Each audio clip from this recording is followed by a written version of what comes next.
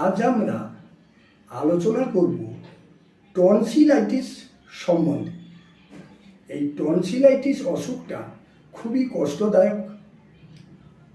এক সাইডে গলা ব্যথা করে, টনসিল বড় হয়, খুব ঠান্ডা লেগে গলা ব্যথা হয়, কিছু খাওয়ার কষ্ট হয়।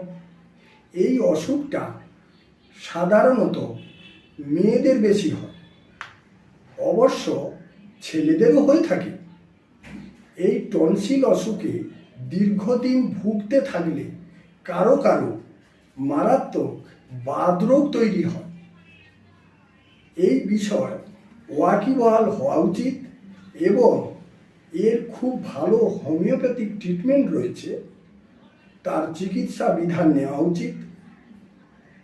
অবশ্যই খুব সুন্দরভাবে উপকার হয়ে থাকে। আমি ডাক্তার অরূপ সিংহটাল, যোগাযোগ 9733826474। নমস্কার।